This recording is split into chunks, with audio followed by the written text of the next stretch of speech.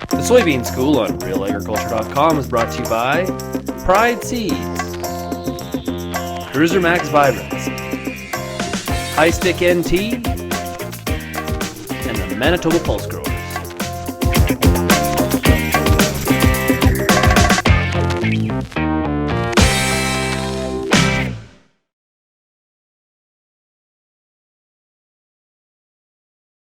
You have been running for several years now a row spacing trial for soybeans.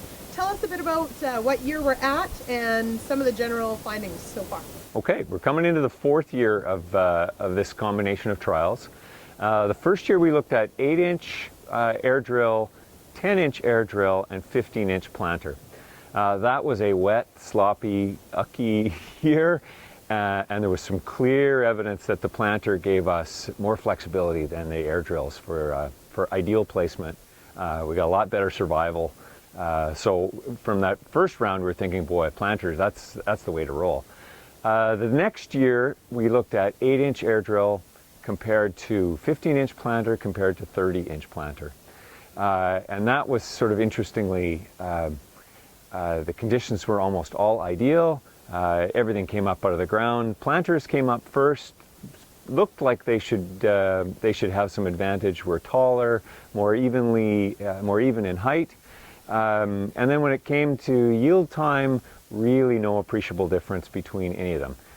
But that was one of those years that from July on kind of dried out. So then repeat that one more time last year, where we looked at 8-inch, 8-inch, 15-inch, and 30-inch. But we also looked at those in an upright variety as well as a bushy variety. And I think we saw the first evidence that if you have an upright variety on a 30-inch, then there might be some yield penalty because either it dried out or it just sort of didn't fill in as much as it possibly could. We were still not seeing any evidence of yield drag on 30-inch spacing with varieties that were kind of bushy. On each of those, and over all those 3 years, we also did that at a low, medium, and high seeding rate.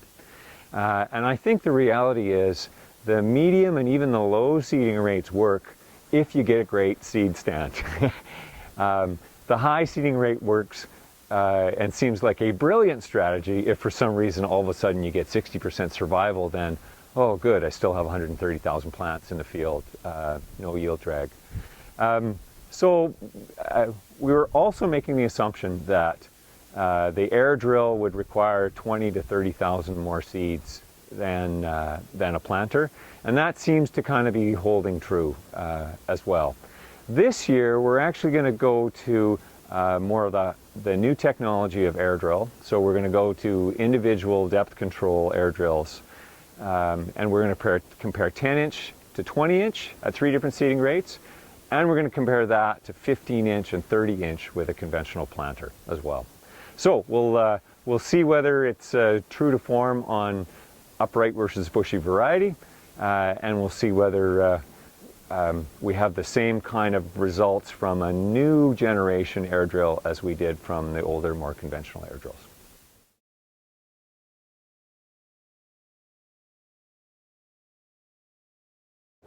All right, so we are at the Manitoba Special Crop Symposium. We're speaking with Ramona Mohr, agronomist with AAFC at Brandon.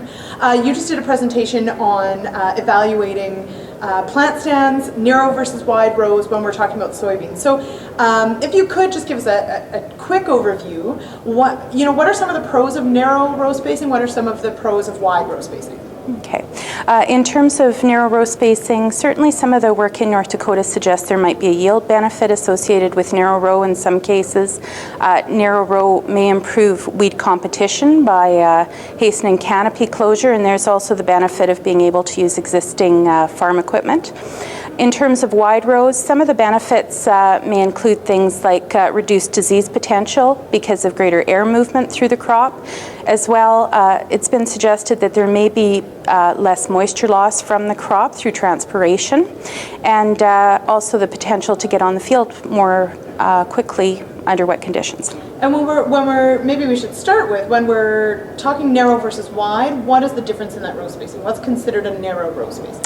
I guess in terms of our trials, we were looking at narrow rows being about 10 to 12 inches, wide rows ranging from 20 to 30. But the reason that we had that range is we had trials at a number of sites, so we used the equipment that was available at those sites. Okay, and now your work certainly also suggests that there is a topping out as far as plant density, that there are certainly benefits to hit an optimal plant stand count. What is that kind of rule of thumb? I guess at this point I would be hesitant to give a specific number because the study is ongoing, but yes, it does seem that over the range that we looked at, between 20 and 50 plants per meter or seeds per meter square, we are leveling out. The point at which yield levels out seems to vary a bit among sites, so we're going to be looking at that a little bit more closely. It is important to seed not based on seeding rate, but on your desired plant population. So that would take into account seed size and also seed survival. And by taking that into consideration, you can adjust your seeding rate to achieve more closely to the plant population you want. Okay. Yeah. And now, certainly this work is ongoing. Can you tell us a little bit about work that's going on this coming year on this topic? Sure. We're planning to do trials at 8 sites across Manitoba, Ag Canada sites, as well as MAFRE Diversification Centre sites, to look at row spacing in a range of different seeding rates, and that information will augment the information that we have collected so far.